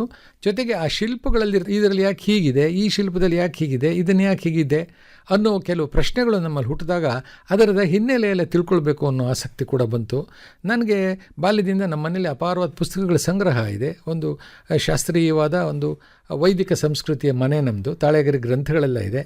ಆ ತಾಳೆಗರಿ ಗ್ರಂಥಗಳಲ್ಲಿ ಏನಿದೆ ಅಂತ ಓದಕ್ಕೆ ನನಗಾಗಲಿ ನಮ್ಮ ತಂದೆಯವ್ರಿಗಾಗಲಿ ಗೊತ್ತಾಗ್ತಾ ಇರಲಿಲ್ಲ. ಕೆಲವು ನಾಣ್ಯಗಳೆಲ್ಲ ಇತ್ತು. ಇವೆಲ್ಲದರ ಬಗ್ಗೆ ಹೆಚ್ಚಿನ ತಿಳ್ಕೋಬೇಕು ಅನ್ನೋ ವಿಚಾರದಿಂದಾಗಿ ನನಗೆ ಕಲೆಯಿಂದ ಹೇಳಿ ಪುರಾತತ್ವದ ಕಡೆಗೆ ಮನಸ್ಸು ಹೋಯಿತು. ನಾನು ಹುಟ್ಟಿ ಬೆಳೆದಿದ್ದು ಮೈಸೂರು ನಗರವೇ ಆದರೂ ನನ್ನ ತಾಯಿಯ ಕಡೆ ಅಜ್ಜಿ ಮನೆ ಇದ್ದಿದ್ದು ನೆಲಮಂಗಲ ತಾಲೂಕು ತ್ಯಾಮಗೊಂಡ್ಲು ಅನ್ನೋ ಊರು. ಅದು ಐತಿಹಾಸಿಕವಾದ ಒಂದು ಸ್ಥಳ. ಅಲ್ಲಿ ಪ್ರಾಚೀನ ನಿವೇಶನಗಳ ನಾಶ ಆಗಿ ಹಳೆ ಮನೆಗಳು ಅದನ್ನೆಲ್ಲ ಅಗದು ಜನ ಆ ಮಣ್ಣನ್ನು ಗೊಬ್ಬರವಾಗಿ ಸಾಗಿಸ್ತಾ ಇದ್ರು. ಅಲ್ಲಿ ಅನೇಕ ಪ್ರಾಚ್ಯ ವಸ್ತುಗಳು ಸಿಗ್ತಾ ಇತ್ತು. ನಾಣ್ಯಗಳು, ಮಡಿಕೆಗಳು ಅಥವಾ ಪಾತ್ರೆಗಳು, ವಿಗ್ರಹಗಳು ಇವೆಲ್ಲ ಸಿಗ್ತಾ ಇತ್ತು. ನಾವು ಬಾಲ್ಯದಲ್ಲಿ ಅದನ್ನೆಲ್ಲ ನೋಡಿ ನನ್ನ ಮೇಲೆ ಪರಿಣಾಮ ಬೀರಿತ್ತು ಪರೋಕ್ಷವಾಗಿ. ಹಾಗಾಗಿ ಮುಂದೆ ನನ್ನ ಬದುಕು ಒಂದು ರೀತಿ ಅನ್ನುವಂತಹ ಒಂದು ಸ್ಥಿಮಿತತೆಗೆ ಬಂದ ಮೇಲೆ ನಾನು ನನ್ನ ಅಧ್ಯಯನವನ್ನು ಮತ್ತೆ ಮುಂದುವರಿಸಿದೆ. ಆಗ ನಾನು ಮತ್ತೆ MA ಪರೀಕ್ಷೆ ಕಟ್ಟಿದೆ. PhD ನನ್ನ ಗುರುಗಳಾದ ಡಾಕ್ಟರ್ AV ನರಸಿಂಹಮೂರ್ತಿಗಳು ಸಾಯಂಕಾಲದ ಸಮಯದಲ್ಲಿ ನೆನೆಸ್ಕೊಳ್ಬೇಕಾದಂತಹ ಸಾಯಂ ಸ್ಮರಣೀಯರು, ಪ್ರಾತಸ್ಮರಣೀಯರೂ ಹೌದು, ಸಾಯಂ ಸ್ಮರಣೀಯರೂ ಹೌದು. ಅವರ ಮಾರ್ಗದರ್ಶನದಲ್ಲಿ ನೀವು ಮಾಡಿಯಪ್ಪ, ನಿಮ್ಮಲ್ಲಿ ಸಂಶೋಧಕನಿಗೆ ಬೇಕಾದ ಕೆಲವು ಸಂಗತಿಗಳಿದೆ ಅಂತ ಹೇಳಿ ಅವರು ನನ್ನ ಅಲ್ಪ ಗುಣವನ್ನು ಮಹತ್ತಾಗಿ ಅವರು ಗಮನಿಸಿ ನನಗೊಂದು ಪ್ರೋತ್ಸಾಹ ಕೊಟ್ಟರು. ಹಾಗಾಗಿ ನಾನು PhD ಕೂಡ ಮಾಡಲಿಕ್ಕೆ ತೊಡಗಿಸ್ಕೊಂಡೆ. ಅವರೇ ನನಗೊಂದು ವಿಷಯವನ್ನು ಕೂಡ ಆಯ್ಕೆ ಮಾಡಿಕೊಟ್ರು. ಸಂಶೋಧನೆಯನ್ನು ಮುಂದುವರಿಸಿದೆ ಅಂತ ಹೇಳಿ. ಹೊಯ್ಸಳ ಶಿಲ್ಪದಲ್ಲಿ ಶಿವ ತಮ್ಮ ಸಂಶೋಧನೆಯ ವಿಷಯ ಆಗಿತ್ತು. ನಿಜ. ಈ ಹೊಯ್ಸಳ ಶಿಲ್ಪ ಅಂತಂದಾಗ ಇಡೀ ಕರ್ನಾಟಕವನ್ನ ಸುತ್ತಬೇಕಾದಂತಹ ಒಂದು ಸಂದರ್ಭ ಬರುತ್ತೆ. ಕ್ಷೇತ್ರ ಕಾರ್ಯ ಬಹಳ ಮುಖ್ಯ ಆಗಿರುತ್ತೆ. ಆ ಕ್ಷೇತ್ರ ಕಾರ್ಯದ ಕೆಲವು ವಿಶೇಷವಾದಂತಹ ಅನುಭವ ಆದಂಥದ್ದನ್ನ ಹಂಚಿಕೊಳ್ಳಿ. ನಮ್ಮ ನರಸಿಂಹಮೂರ್ತಿಯವರು ಆವರೆಗೆ ವಿಷ್ಣು ಸಂಬಂಧವಾದ ಅಧ್ಯಯನಗಳು ಅಪಾರವಾಗಿ ನಡೆದಿದೆ. ಶೈವ ಸಂಬಂಧಿ ಅಧ್ಯಯನಗಳು ಸಾಕಷ್ಟು ನಡೆದಿಲ್ಲ. ವಿಗ್ರಹಕ್ಕೆ ಅಥವಾ ಮೂರ್ತಿ ಶಿಲ್ಪಕ್ಕೆ ಸಂಬಂಧಪಟ್ಟಂತೆ ಇದನ್ನು ನೀವು ಮಾಡಬಹುದು ಅನಿಸುತ್ತೆ. ನಿಮಗೆ ಫೋಟೋಗ್ರಫಿ, ಡ್ರಾಯಿಂಗು ಇದೆಲ್ಲ ಇರೋದರಿಂದ ದೃಶ್ಯಕವಾಗಿ ಅದನ್ನು ನೀವು ಸಿದ್ಧಪಡಿಸ್ಬೋದು ಅನಿಸುತ್ತೆ ಅಂಥೇಳಿ ನನಗೆ ಟಾಪಿಕ್ ಕೊಟ್ಟರು. ಟಾಪಿಕ್ ಕೊಟ್ಟಾಗ ನಾನು ಮುಂಚೆ ಅದನ್ನು ಕರ್ನಾಟಕ ಶಿಲ್ಪದಲ್ಲಿ ಶಿವ ಅಂತಲೇ ಅಂದ್ಕೊಂಡಿದ್ದೆ. ಆದರೆ ನರಸಿಂಹಮೂರ್ತಿಗಳು ಮತ್ತು ಇತರ ಸಹೋದ್ಯೋಗಿಗಳು ಇಲ್ಲಪ್ಪ, ಅದು ದೊಡ್ಡ ಸಮುದ್ರ ಆಗೋಯಿತು, ಒಂದು ವಂಶಕ್ಕೆ, ರಾಜವಂಶಕ್ಕೆ ಸೀಮಿತಗೊಳಿಸ್ಕೊಳ್ಳೋ ಅಂತ ಹೇಳಿ ಅದರ ಒಂದು ರಾಜವಂಶ ಅಂದರೆ ಹೊಯ್ಸಳಕ್ಕೆ ಸೀಮಿತಗೊಳಿಸ್ಕೊಂಡು, ಅದು ಹೊಯ್ಸಳರ ಸಂಸ್ಕೃತಿ, ಅವರ ದೇವಾಲಯಗಳು ಕೂಡ ಒಂದು ಸಮುದ್ರವೇ. ಆದ್ದರಿಂದ ಹೊಯ್ಸಳ ಸಂಸ್ಕೃತಿಯಲ್ಲಿ ಅದರಲ್ಲೂ ಶಿಲ್ಪ ರೂಪದಲ್ಲಿ ಶಿವನನ್ನು ಹೇಗೆ ವ್ಯಕ್ತಪಡಿಸಿದ್ದಾರೆ, ಶಿವನನ್ನು ಮಾನವ ರೂಪದಲ್ಲಿ ವ್ಯಕ್ತಪಡಿಸಿರೋದು ಒಂದು, ಲಿಂಗ ರೂಪದಲ್ಲಿ ವ್ಯಕ್ತಪಡಿಸಿರೋ ಮತ್ತೊಂದು ವಿಧಾನ. ಹೀಗೆ ನಮಗೆ ಸುಮಾರು 3000 ಹೊಯ್ಸಳ ದೇವಾಲಯಗಳ ದಾಖಲೆ ಇದೆ. ಆದರೆ ಪ್ರಾತಿನಿಧಿಕವಾಗಿ ಹೊಯ್ಸಳರದು ಅನ್ನೋಂಥ ಗುರುತಿಸಬೇಕಾದ ಲಕ್ಷಣಗಳುಳ್ಳಂತಹದ್ದು ಮತ್ತು ವಿಶೇಷವಾಗಿ ಬೇರೆ ಸಂಸ್ಕೃತಿಗಳಲ್ಲಿ ಲಭ್ಯವಿಲ್ಲದಂತಹ ಒಂದು ಶಿಲ್ಪ ರೂಪವನ್ನು ಗುರುತಿಸೋದು, ಇಂಥದ್ದಕ್ಕೆ ನಾನು ಹೆಚ್ಚು ಒತ್ತು ಕೊಟ್ಟು ಆ ಕ್ಷೇತ್ರ ಕಾರ್ಯವನ್ನು ಮಾಡಿ ನಾನು ಆ ಕೆಲಸವನ್ನು ಮುಗಿಸ್ದೆ. ಆದರೆ ಶಿಲ್ಪದ ಹೊಯ್ಸಳ ಅಥವಾ ಶಿವಕ್ಕೆ ಮಾತ್ರ ನಾನು ಗಮನ ಕೊಡದೆ ದೂರದ ಊರುಗಳು ಹೋದಾಗ ಪುರಾತತ್ವದ ಇದರ ಮಜಲುಗಳಿಗೂ, ಹೊಯ್ಸಳರಾದರೆ ಇತಿಹಾಸ ಕಾಲದವರು, ಅದಕ್ಕೆ ಮುಂಚೆ ಪ್ರಾಗ್ ಇತಿಹಾಸ ಕಾಲದಲ್ಲಿದ್ದ ಪ್ರಾಚೀನ ಶಿಲಾಯುಗದ ಸಂಸ್ಕೃತಿಗಳು ಏನೇನು ಕಣ್ಣಿಗೆ ಬೀಳ್ತಾ ಇದ್ರು ಅದನ್ನೂ ಎಲ್ಲ ಸಂಗ್ರಹಿಸ್ತಾ ಇದ್ದೆ. ಹಾಗಾಗಿ ನನ್ನ ಗುರಿ ಒಂದಾದರೂ ಕೂಡ ವ್ಯಾಪ್ತಿ ಬಹಳ ಇದ್ದದನ್ನೆಲ್ಲ ನಾನು ಕಣ್ಣಿಟ್ಕೊಂಡು ಬಂದು ಸಂಶೋಧನೆ ಮುಗಿದ ಮೇಲೆ, ಹೊಯ್ಸಳ ಶಿಲ್ಪ ಮುಗಿದ ಮೇಲೆ ಬೇರೆದನ್ನೆಲ್ಲ ಒಂದೊಂದಾಗಿ ಎಳೆಯಾಗಿ ತಗೊಂಡು ಕೆಲಸ ಮಾಡಲಿಕ್ಕೆ ಶುರು ಮಾಡಿದೆ. ಹಾಗಾಗಿ ಇಲ್ಲಿ ಹೋದ ಕಡೆಗಳಲ್ಲಿ ಅನುಭವ ಆಗೋದು ಅನ್ನೋದಕ್ಕಿಂತ ಅಪರೂಪವಾದ ಸಿಕ್ಕಿದಂತಹ ದೇವಾಲಯಗಳು ಅಥವಾ ಶಿಲ್ಪಗಳು, ಅವುಗಳ ಬಗ್ಗೆ ತುಂಬ ಆಸಕ್ತಿಕರವಾದ ವಿಚಾರಗಳು ಸಿಕ್ತು ಅಂತಲೇ ಹೇಳ್ಬೋದು. ಈಗ ಪುರಾತತ್ವ ಅಂತಂದರೆ ಕೆಲವರಿಗೆ ಇದೇನಿದು ಪುರಾತತ್ವ ಅಂತಂದರೆ ಅನ್ನುವಂತಹ ಕೆಲವು ಆಲೋಚನೆಗಳು ಬರುತ್ತೆ. ಏನು ಸರ್, ನೀವು ಬಹಳ ಸಂಕ್ಷಿಪ್ತವಾಗಿ ಹೇಳೋದಾದರೆ, ಸರಳವಾಗಿ ನಮ್ಮ ಕೇಳುಗರಿಗೆ ತಿಳಿಸೋದಾದರೆ ಪುರಾತತ್ವ ಅಂತಂದರೆ ಏನು? ಅನೇಕರು ನನ್ನನ್ನು ಕೇಳ್ತಾರೆ, ಏನು ಸರ್ ಇದು ದೇವರು ದಿಂಡ್ರು ಅಂತ ಮಾಡ್ತೀವಲ್ಲ ಅದೇನಾ ಅಂತ ಕೇಳ್ತಾರೆ. ಇಲ್ಲ, ಅದು ಪರತತ್ವ. ಪರತತ್ವವನ್ನು ಬಲ್ಲ ಪಂಡಿತನು ನಾನಲ್ಲ, ಪುರಾತತ್ವದ ಬಗ್ಗೆ ಆಸಕ್ತಿ ಉಳ್ಳ ವಿದ್ಯಾರ್ಥಿ ಅಂತ ನಾನೇ ಹೇಳ್ಕೊಳ್ತೀನಿ. ಸ್ವಲ್ಪ ನಾನು ಹಾಸ್ಯ ಮಾಡೋದು ಜಾಸ್ತಿ, ಬದುಕಿನಲ್ಲಿ ಹಾಸ್ಯ ಅನ್ನೋದು ಮುಖ್ಯವಾಗಿ ಇರಬೇಕು ಅಂತ ನನ್ನ ಅಪೇಕ್ಷೆ. ನೋಡಿ, ಪರಾತತ್ವ ಅನ್ನೋದು ಭಗವಂತನನ್ನು ಕುರಿತು ಇಹವನ್ನು ಬಿಟ್ಟು ಪರಲೋಕದ ಬಗ್ಗೆ ಚಿಂತನೆ ಮಾಡೋದು. ಆದರೆ ಇದು ಪುರಾತತ್ವ. ಈ ಪುರಾತತ್ವ ಅಂದರೆ ನೋಡಿ, ತತ್ವ ಅಂತ ಅನ್ನುವಾಗಲೇ ಯಾವುದೇ ವಿಚಾರಕ್ಕೆ ಸಂಬಂಧಪಟ್ಟರೂ ಪುರಾತತ್ವ ಇರ್ಬೋದು ಅಥವಾ ನಮ್ಮ ಪರತತ್ವ ಇರಬಹುದು. ಯಾವುದೇ ಒಂದು ತತ್ವ ಅಂತ ಕರೆದ್ರೂ ಅದು ಲಕ್ಷಣಗಳಿಂದ ಕೂಡಿರೋದು ಅಂತ. ಅಂದರೆ ಪುರಾತತ್ವ ಅಂದರೆ ಹಳೆಯ ಲಕ್ಷಣಗಳಿಂದ ಕೂಡಿರುವುದು. ಪರತತ್ವ ಅಂದರೆ ಪರದ ಲಕ್ಷಣಗಳಿಂದ ಕೂಡಿರುವುದು ಅಂತ ಆಗುತ್ತೆ. ಹಾಗಾಗಿ ಪುರಾತತ್ವ ಅನ್ನೋ ಪದ ನೀವು ಹೇಳೋ ಥರ ಇವತ್ತು ಜನಗಳಿಗೆ ಆರ್ಕಿಯಾಲಜಿ ಅಂದರೆ ಗೊತ್ತಾಗುವಷ್ಟು ಪುರಾತತ್ವ ಅಂದರೆ ಗೊತ್ತಾಗ್ತಾ ಇಲ್ಲ. ಯಾಕೆಂದರೆ ಜನಪ್ರಿಯವಾದ ಒಂದು ಹೆಸರು ಆರ್ಕಿಯಾಲಜಿ, ಅದೇ ಪುರಾತತ್ವನೇ ಅನ್ನೋ ಜನರು ಇದ್ದಾರೆ ಇವತ್ತು. ಇರಲಿ ಬಿಡಿ. ಈ ಪುರಾತತ್ವ ಅಂದರೆ ಇದೇನು ಪ್ರತ್ಯೇಕವಾದ ಒಂದು ವಿಚಾರ ಅಂತ ಅಲ್ಲ, ಇದು ಇತಿಹಾಸದ ಒಂದು ಭಾಗ ಅಷ್ಟೇ. ಪುರಾತತ್ವವನ್ನು ಯಾರು ಅಧ್ಯಯನ ಮಾಡ್ತಿದ್ದಾರೆ ಅಂದರೆ ಇತಿಹಾಸವನ್ನೇ ಅಂತ ಸಾಮಾನ್ಯ ಜನರ ಭಾಷೆಯಲ್ಲಿ ಹೇಳ್ಬೋದು. ಆದರೆ ಸಾಮಾನ್ಯವಾಗಿ ಇತಿಹಾಸದ ಅಧ್ಯಯನ ಅಂದರೆ ಹಿಂದಿನವರು ಬರೆದಿಟ್ಟಿರ್ತಕ್ಕಂತಹ ಗ್ರಂಥಗಳನ್ನು ಓದಿ, ಓಹೋ ಅವಾಗ ಏನು ನಡೆದಿತ್ತು, ಇದು ನಡೆಯೋಕ್ಕೆ ಏನು ಕಾರಣ ಇದ್ದಿರಬಹುದು, ಅವತ್ತಿನ ಆರ್ಥಿಕತೆ, ಅವತ್ತಿನ ಸಾಮಾಜಿಕವಾದ ಸ್ಥಿತಿಗತಿಗಳು, ಅವತ್ತಿನ ಏನು ಪ್ರಾಕೃತಿಕವಾದ ಸಂದರ್ಭ, ಇದನ್ನೆಲ್ಲ ಅದರ ಮೂಲಕ ನಮಗೆ ಗೊತ್ತಾಗುತ್ತೆ. ಅದು ಅಕ್ಷರದ ಮೂಲಕ ಅಧ್ಯಯನ ಮಾಡೋದು. ಆದರೆ ಅಕ್ಷರದ ಉಗಮ ಆಗುವುದಕ್ಕೆ ಮುನ್ನವೇ ಅಂದರೆ ಇತಿಹಾಸ ಪೂರ್ವ ಕಾಲ, ಅಕ್ಷರ ಇರತಕ್ಕಂಥ ಕಾಲವನ್ನು ಇತಿಹಾಸ ಕಾಲ ಅಂತ ಕರಿತೀವಿ, ಅಕ್ಷರ ಬರೋದಕ್ಕೆ ಮುಂದಿನ ಕಾಲವನ್ನು ಇತಿಹಾಸ ಪೂರ್ವ ಕಾಲ ಅಂತ ಕರಿತೀವಿ. ಇದೆರಡರ ನಡುವಣ ಒಂದು ಈ ನಾವು ಟ್ರಾನ್ಸಿಷನ್ ಅಥವಾ ರೂಪಾಂತರ ಅಂತೀವಲ್ಲ, ಅದನ್ನು ಪ್ರಾಗಿತಿಹಾಸ ಕಾಲ ಅಂತ ಕರಿತೀವಿ. ನಾನೀಗ ಇತಿಹಾಸ ಪೂರ್ವ ಕಾಲದ ಅಧ್ಯಯನ ಮಾಡಬೇಕಾದ್ರೆ ಯಾವುದೇ ಅಕ್ಷರವೂ ಸಿಕ್ಕೋದಿಲ್ಲ. ಅಲ್ಲಿ ಯಾವುದೋ ಮಡಿಕೆ ಚೂರು, ಯಾವುದೋ ಕುಡಿಕೆ ಚೂರು, ಯಾವುದೋ ಭಗ್ನ ಶಿಲ್ಪ ಅಥವಾ ಒಂದು ಶಾಸನ, ನಾಣ್ಯ, ಈ ಥರ ಏನೇನೋ ಭೌತಿಕವಾದ ವಸ್ತುಗಳನ್ನು, ಅಕ್ಷರರಹಿತವಾದ ವಸ್ತುಗಳನ್ನು ನೋಡಿ ಅದರೊಳಗಿರ್ತಕ್ಕಂಥ ಭಾಷೆಯನ್ನು ಅರ್ಥ ಮಾಡಿಕೊಂಡು ಇತಿಹಾಸವನ್ನು ಬರೆಯೋದು, ಪುನಃ ರಚಿಸುವ ಶಾಸ್ತ್ರವೇ ಪುರಾತತ್ವಶಾಸ್ತ್ರ ಅಂತ ಹೇಳ್ತಾರೆ. ಸರ್, ಈಗ ಸೈನ್ಸ್ ಆ್ಯಂಡ್ ಟೆಕ್ನಾಲಜಿನಲ್ಲಿ ಬಹಳ ಮುಂದುವರಿತಾ ಇರುವಂತಹ ರಾಷ್ಟ್ರ ನಮ್ಮದಾಗಿದೆ. ಎಲ್ಲರೂ ಆಕಾಶದಾಚೆಗಿನ ಗ್ರಹಗಳ ಬಗೆಗಿನ ಚಿಂತನೆಯಲ್ಲಿ ತೊಡಗಿರುವಂತಹ ಜನನೇ ತುಂಬ ಜಾಸ್ತಿ ಇದ್ದಾರೆ. ಅಂಥದ್ರಲ್ಲಿ ತಾವು ಮಡಿಕೆ ಚೂರುಗಳನ್ನು, ಕುಡಿಕೆ ಚೂರುಗಳನ್ನು, ಭಗ್ನ ಶಿಲ್ಪಗಳನ್ನು, ಮಾಸ್ತಿಕಲ್ಲುಗಳನ್ನು ಅಥವಾ ವೀರಗಲ್ಲುಗಳನ್ನು ಹುಡುಕೊಂಡು ತಾವು ಹಳೆಯ ಒಂದು ಕಾಲಮಾನದ ಸಂಸ್ಕೃತಿಯನ್ನು ಪರಿಚಯಿಸುವಲ್ಲಿ ತಾವು ಪ್ರಯತ್ನವನ್ನು ಪಡ್ತಾ ಇದ್ದೀರಿ.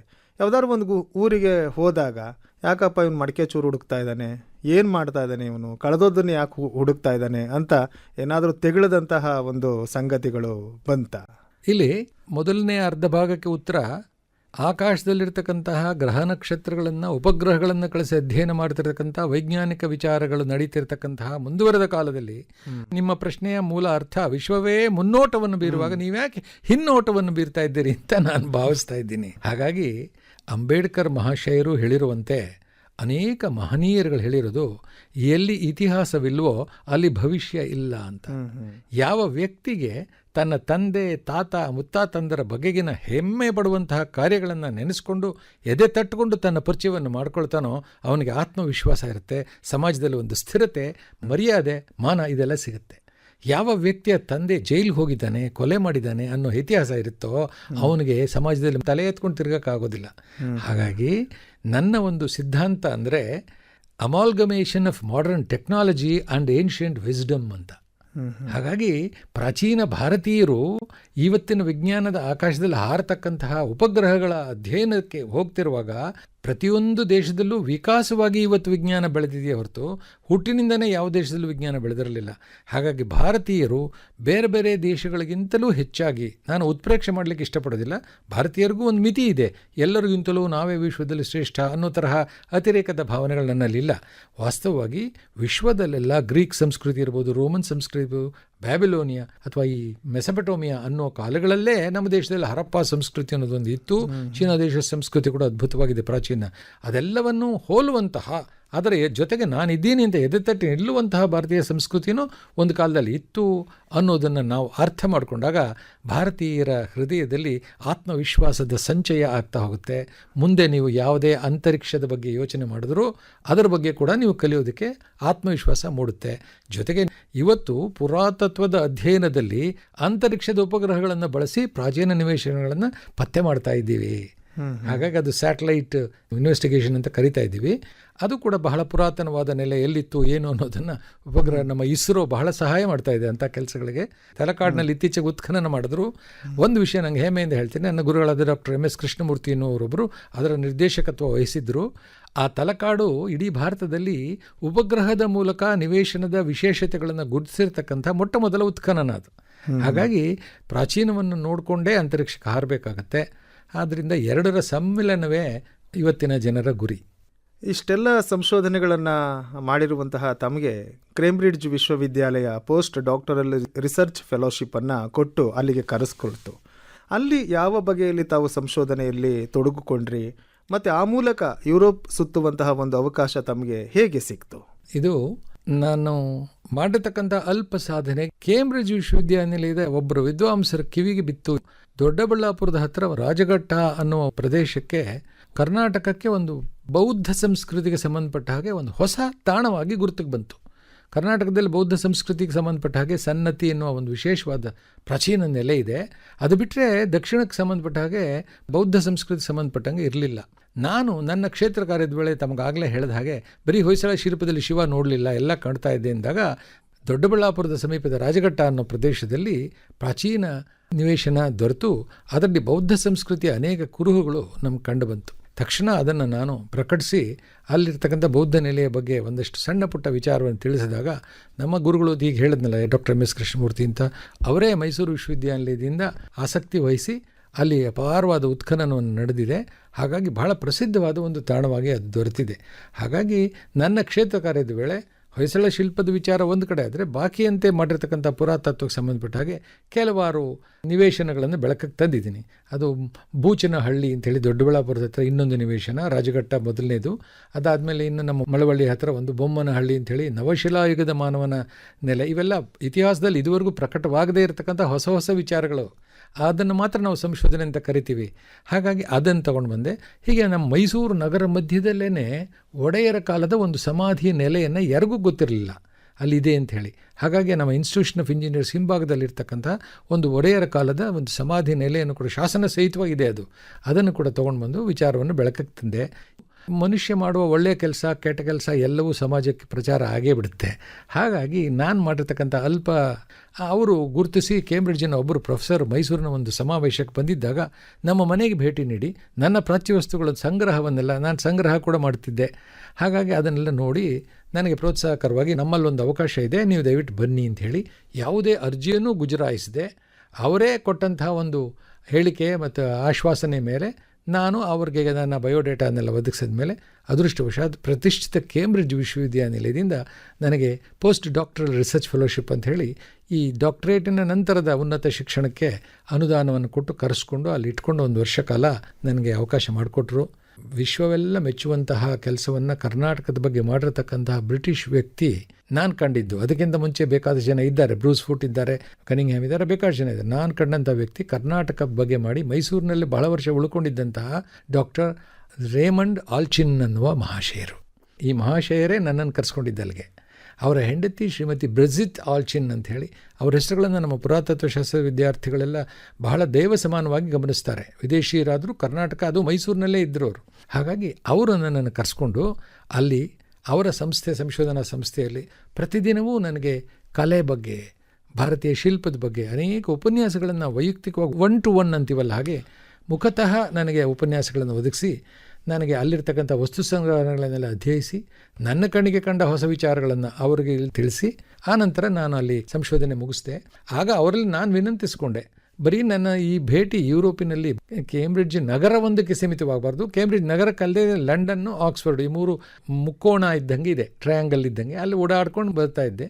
ಅದಲ್ಲದೆ ಈ ಇಂಗ್ಲೆಂಡನ್ನು ಬಿಟ್ಟು ಆಚೆ ಇರತಕ್ಕಂಥ ರೋಮ್ ಇರ್ಬೋದು, ಪ್ಯಾರಿಸ್ ಇರ್ಬೋದು, ಜರ್ಮನಿ, ಅಲ್ಲೆಲ್ಲ ಅತ್ಯುತ್ತಮವಾದ ಮ್ಯೂಸಿಯಂ ಇದೆ, ಭಾರತೀಯ ಶಿಲ್ಪಗಳೆಲ್ಲ ತುಂಬ ಸಂಗ್ರಹವಾಗಿದೆ, ಅವುಗಳೆಲ್ಲ ಅಧ್ಯಯನ ಮಾಡಬೇಕು ಅನಿಸುತ್ತೆ, ಏನಾದರೂ ಸಹಕಾರ ಮಾಡ್ಬೋದಾ ಅಂತ ಕೇಳಿದಾಗ ಹೆಚ್ಚುವರಿಯಾಗಿ ಅವರು ನಮಗೆ ಲಕ್ಷ ದುಡ್ಡನ್ನು ಕೊಟ್ಟು, ಅವರ ಅನುದಾನ ಟ್ರಸ್ಟ್ ಅಂತ ಹೇಳ್ತೀವಲ್ಲ ಆ ಒಂದು ಇದರಿಂದ ಕೊಟ್ಟು ನನಗೆ ಕಲಿಸಿ ಮತ್ತೆ 6 ತಿಂಗಳು ಎಕ್ಸ್ಟೆಂಡ್ ಮಾಡಿ ನಾನು ಬೇರೆ ಬೇರೆ ದೇಶಗಳಿಗೆಲ್ಲ ರೋಮು, ಇಟಲಿ ಇಲ್ಲೆಲ್ಲ ಹೋಗಿ ಅಲ್ಲಿನ ವಸ್ತು ಸಂಗ್ರಹಾಲಯಗಳಿರೋ ಛಾಯಾಚಿತ್ರ ತೆಗೆದು ವಸ್ತುಗಳನ್ನು ಅಧ್ಯಯನ ಮಾಡಿ ಅಪಾರವಾದ ಭಾರತೀಯ ಶಿಲ್ಪಗಳೆಲ್ಲ ಸಂಗ್ರಹವಾಗಿವೆ. ಅದರಲ್ಲೂ ಬ್ರಿಟಿಷ್ ಮ್ಯೂಸಿಯಂನಲ್ಲಿ, ವಿಕ್ಟೋರಿಯಾ ಆಲ್ಬರ್ಟ್ ಮ್ಯೂಸಿಯಂನಲ್ಲಿ ಅಲ್ಲೆಲ್ಲವನ್ನು ಛಾಯಾಚಿತ್ರ ತೆಗೆದು ಅಧ್ಯಯನ ಮಾಡಿ ನಾನು ಈ ಕೆಲಸ ಎಲ್ಲ ಮಾಡಲಿಕ್ಕೆ ಸಹಕಾರ ಆಯಿತು. ಕೇಂಬ್ರಿಡ್ಜ್ ಅನ್ನೋದು ನೆಪಮಾತ್ರವಾದ ಕೇಂದ್ರವಾಗಿ ಅದರ ಒಂದು ಪರಿಧಿಯಲ್ಲಿರ್ತಕ್ಕಂಥ ಇತರ ಅನೇಕ ದೇಶಗಳನ್ನು ಸುತ್ತುವ ಅವಕಾಶ ಸಿಕ್ತು. ಕರ್ನಾಟಕವಲ್ಲದೇ ಭಾರತ ಅಲ್ಲದೇ ವಿದೇಶವನ್ನು ಸುತ್ತುವಂತಹ ಅವಕಾಶ ತಮಗೆ ಸಿಕ್ತು. ಹೋದಲ್ಲೆಲ್ಲ ಆ ಸಂಶೋಧನೆಯ ಸೂಕ್ಷ್ಮ ಕಣ್ಣಿನಿಂದ ಆ ಇಡೀ ಪರಿಸರವನ್ನು ತಾವು ಕಂಡುಕೊಂಡಿದ್ದೀರಿ. ಈ ಸಂಶೋಧನೆಯ ಫಲಿತಗಳಾಗಿ ತಾವು ಕೃತಿಗಳನ್ನು ಕೂಡ ಪ್ರಕಟಪಡಿಸಿದಿರಿ. ಯಾವ್ಯಾವುದು ತಮ್ಮ ಕೃತಿಗಳು? ನೋಡಿ, ಇದರಲ್ಲಿ ಸಂಶೋಧನಾ ಲೇಖನಗಳು ಅನ್ನೋದು ಒಂದು ವರ್ಗ ಇರುತ್ತೆ, ಗ್ರಂಥಗಳು ಅನ್ನೋದು ಒಂದು ವರ್ಗ ಇರುತ್ತೆ. ಹಾಗಾಗಿ ನಾನು ಸುಮಾರು ಒಂದು 50ಕ್ಕೂ ಹೆಚ್ಚು ಸಂಶೋಧನಾ ಲೇಖನಗಳನ್ನು ಸಿದ್ಧಪಡಿಸಿ ಕರ್ನಾಟಕದಲ್ಲಿ ಕರ್ನಾಟಕೇತರ ಭಾರತದಲ್ಲಿ ಹಾಗೂ ವಿದೇಶದಲ್ಲಿ ಕೂಡ ಜರ್ಮನಿಯ ಹೈಡೆಲ್ಬರ್ಗ್ ಯೂನಿವರ್ಸಿಟಿಯಲ್ಲಿ ಕೂಡ ಆಯಿತು, ಕೇಂಬ್ರಿಡ್ಜ್ನಲ್ಲಿ ಕೂಡ 3 ಉಪನ್ಯಾಸಗಳನ್ನು ನೀಡಿದೆ ನಾನಲ್ಲಿ.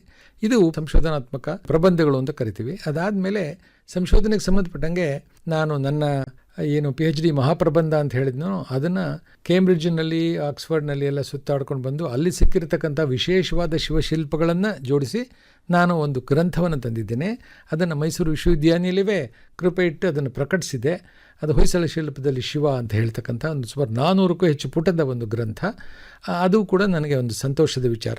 ಅದಲ್ಲದೆ 4-5 ವರ್ಷದ ಹಿಂದೆ ಬೆಂಗಳೂರಿನ ಕನ್ನಡ ಸಾಹಿತ್ಯ ಪರಿಷತ್ ಇದೆಯಲ್ಲ, ಅವರು ಆಹ್ವಾನಿಸಿದ್ರು ಸಂಶೋಧನಾ ಲೇಖನಗಳನ್ನು. ಆ ಸಮಯದಲ್ಲಿ ನಾನೊಂದು ಕೃತಿಯನ್ನು ಸಿದ್ಧಪಡಿಸಿ ಅದರೊಳಗೆ ಸುಮಾರು 25 ಸಂಶೋಧನಾ ಲೇಖನಗಳನ್ನು ಸೇರಿಸಿ ನಾನು ಪುಸ್ತಕವನ್ನು ಮಾಡಲಿಕ್ಕೆ ಅವಕಾಶ ಮಾಡಿದೆ. ಅದು ಬೆಂಗಳೂರಿನ ಕನ್ನಡ ಸಾಹಿತ್ಯ ಪರಿಷತ್ತಿನ ಮೂಲಕ ಪ್ರಕಟವಾಗಿದೆ. ತುಂಬ ಸಂತೋಷ ಸರ್. ತಮ್ಮ ಕ್ಷೇತ್ರ ಕಾರ್ಯದ ಅನುಭವಗಳನ್ನು ಕೆದಕ್ತಾ ಹೋದರೆ ಇನ್ನೂ ಮಹತ್ವದ ಅಂಶಗಳು ಹೊರಬರುತ್ತೆ. ಆದರೆ ಕಾಲದ ಪರಿಮಿತಿಯ ಒಳಗಡೆ ನಾವು ಕಾರ್ಯಕ್ರಮವನ್ನು ಮಾಡಬೇಕಾಗಿರೋದ್ರಿಂದ ಕಡೆಯದಾಗಿ ನಮ್ಮ ಕೇಳುಗರಿಗೆ ಏನನ್ನ ಹೇಳಲಿಕ್ಕೆ ಬಯಸ್ತೀರಿ ತಾವು? ನಾನು ಆಗಲೇ ಸೂಕ್ಷ್ಮವಾಗಿ ಅದರ ಎಳೆಯನ್ನು ಬಿಟ್ಟಿದ್ದೀನಿ. ನಮ್ಮ ಎಲ್ಲಿ ಬೇರುಗಳಿಲ್ವೋ ಅಲ್ಲಿ ಚಿಗುರುಗಳು ಇರೋಕ್ಕೆ ಸಾಧ್ಯವಿಲ್ಲ ಅಂತ. ಹಾಗಾಗಿ ನಮ್ಮ ಕನ್ನಡ ಕವಿಗಳು ಹೇಳಿರ್ತಕ್ಕಂಥ ಹಳೆ ಬೇರು ಹೊಸ ಚಿಗುರು ಅನ್ನುವ ಒಂದು ನುಡಿಗಟ್ಟನ್ನು ನೆನೆಸ್ಕೊಳ್ಳಿಕ್ಕೆ ಇಷ್ಟಪಡ್ತೀನಿ. ನಾವು ನಮ್ಮ ಇತಿಹಾಸ, ನಮ್ಮ ಪರಂಪರೆ, ನಮ್ಮ ಒಂದು ಸಂಸ್ಕೃತಿ ಇವುಗಳ ಬಗ್ಗೆ ಮೊದಲು ಕಣ್ಣಾಡಿಸುವುದು ಮುಖ್ಯವೇ ಹೊರತು ಇವತ್ತಿನ ಇಂಗ್ಲೀಷ್ ವ್ಯಾಮೋಹದಲ್ಲಿ ಇಂಗ್ಲೀಷ್ ಭಾಷೆಯಿಂದನೇ ನಾನು ಬೆಳೆಯೋದು ನಿಜ. ಆದರೆ ಕನ್ನಡವನ್ನು ಮರೆತು ಇಂಗ್ಲೀಷ್ ಕಲಿಯೋದಲ್ಲ, ನಮ್ಮ ಸಂಸ್ಕೃತಿಯನ್ನು ಮರೆತು ಇನ್ನೊಬ್ಬರ ಸಂಸ್ಕೃತಿಯನ್ನು ಬೆಳೆಸ್ಕೊಳ್ಳೋದಲ್ಲ. ನಾನು ಇಂಗ್ಲೆಂಡ್ಗೆ ಹೋಗುವಾಗ ನಂಗೆ ಸ್ವಲ್ಪ ಅಲ್ಲಿ ಸಾಹಿತ್ಯ, ಅಲ್ಲಿ ಸಂಸ್ಕೃತಿ ಇದ್ರ ಬಗ್ಗೆ ತಿಳ್ಕೊಳ್ಬೇಕಲ್ಲ ಅಂಥೇಳಿ ಒಬ್ಬರು ನಮ್ಮ ಮಿತ್ರರು, ನನ್ನ ವಯಸ್ಸಿನವರೇ ಲೆಕ್ಚರರ್ನ ಕೇಳಿದೆ. ಅದಕ್ಕೆ ಅವ್ರು ಹೇಳಿದ್ರು, ನೀವು ಇಂಗ್ಲೀಷ್ ಸಂಸ್ಕೃತಿ ಬಗ್ಗೆ ಅಥವಾ ಅವರ ದೇಶದ ಬಗ್ಗೆ ಸಂಸ್ಕೃತಿ ತಿಳ್ಕೊಂಡು ಅಲ್ಲಿಗೆ ಹೋಗಿ ಹೇಳಬೇಕಾದ್ರಲ್ಲಿ ಅವ್ರಿಗೆ ಆಸಕ್ತಿ ಇರಲ್ಲ. ನಿಮ್ಮ ಸಂಸ್ಕೃತಿ ಬಗ್ಗೆ ಮೊದಲು ಹೆಚ್ಚು ತಿಳ್ಕೊಳ್ಳಿ, ಅದನ್ನು ಅವ್ರ ಮುಂದೆ ಹೇಳಿದಾಗ ಅವ್ರಿಗೆ ಸಂತೋಷ ಆಗುತ್ತೆ, ಸ್ವಾಗತಿಸ್ತಾರೆ ಅಂತ ಹೇಳಿದಾಗ ನನಗೆ ಅಚ್ಚರಿ ಆಯಿತು. ನಾನು ತಪ್ಪು ಯೋಚನೆ ಮಾಡ್ತಿದ್ದೀನಿ ಅಂತ. ಹಾಗಾಗಿ ನಮ್ಮ ಸಂಸ್ಕೃತಿ, ನಮ್ಮ ಬೇರುಗಳನ್ನು ನಾವು ಮೊದಲು ತಿಳ್ಕೊಂಡ್ರೆ ನಮ್ಮ ಆತ್ಮವಿಶ್ವಾಸ ಹೆಚ್ಚಾಗುತ್ತೆ. ನಮ್ಮ ಮಕ್ಕಳಿಗೆ, ಮುಂದಿನ ಪೀಳಿಗೆಗೆ ನಮ್ಮ ಹಿರಿಮೆಯನ್ನು ಹೇಳ್ಕೊಳ್ಬೇಕು. ಉತ್ಪ್ರೇಕ್ಷಾ ರಹಿತವಾಗಿ ಪ್ರಪಂಚಕ್ಕೆಲ್ಲ ಬುದ್ಧಿ ಕಲಿಸುವ ನಾವು ವಿಮಾನಶಾಸ್ತ್ರ ಇತ್ತು, ಇವೆಲ್ಲ ಅನೇಕ ಉತ್ಪ್ರೇಕ್ಷೆಗಳು ಬಂದುಬಿಟ್ಟಿವೆ. ಅದನ್ನು ಬಿಟ್ಟು ಸಹಜವಾದ ಭಾರತೀಯ ಹರಪ್ಪ ಮೊಹೆಂಜೊದಾರೋ ಸಂಸ್ಕೃತಿ ಮುಂತಾದವುಗಳನ್ನು ಮುಂದಿನ ತಲೆಮಾರಿಗೆ ಕೊಂಡೊಯ್ಯಬೇಕು. ಆಗ ಮಕ್ಕಳಲ್ಲೂ ಆತ್ಮವಿಶ್ವಾಸ ಬೆಳೆಯುತ್ತೆ ಅನ್ನೋದು ನನ್ನ ಒಂದು ಕಳಕಳಿಯ ಮನವಿ. ತುಂಬ ಸಂತೋಷ ಸರ್. ಮುನ್ನೆಲೆಗೆ ಹಿನ್ನೆಲೆ ಅನ್ನುವಂಥದ್ದು ಬಹಳ ಮುಖ್ಯ ಆಗುತ್ತೆ. ತಾವು ಆಕಾಶವಾಣಿಯಲ್ಲಿ ಉದ್ಘೋಷಕರಾಗಿ ಕೆಲಸವನ್ನು ಮಾಡಿದಂಥವರು, ಚಿತ್ರಕಲಾವಿದರಾಗಿ, ಶಾಸನ ತಜ್ಞರಾಗಿ, ಹಾಗೆಯೇ ಶಿಲ್ಪ ಕಲಾವಿದರಾಗಿ, ಲೇಖಕರಾಗಿ, ಹೀಗೆ ವೈವಿಧ್ಯಮಯವಾದಂಥ ಕ್ಷೇತ್ರಗಳಲ್ಲಿ ತೊಡಗಿಸ್ಕೊಂಡು ಹೆಸರನ್ನು ಮಾಡಿದಂಥವರು. ಎಲ್ಲ ಕೇಳುಗರ ಪರವಾಗಿ ತಮಗೆ ಧನ್ಯವಾದಗಳು. ನಮಸ್ಕಾರ. ನಮಸ್ಕಾರ, ತುಂಬ ಸಂತೋಷ.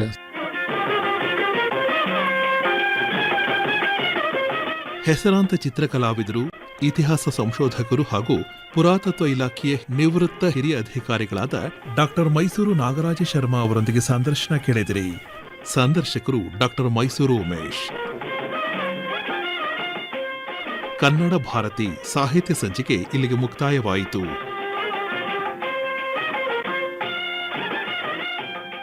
ಈ ಕಾರ್ಯಕ್ರಮ ಆಕಾಶವಾಣಿ ಮೈಸೂರು ಕೇಂದ್ರದಿಂದ ಮೂಡಿಬಂತು.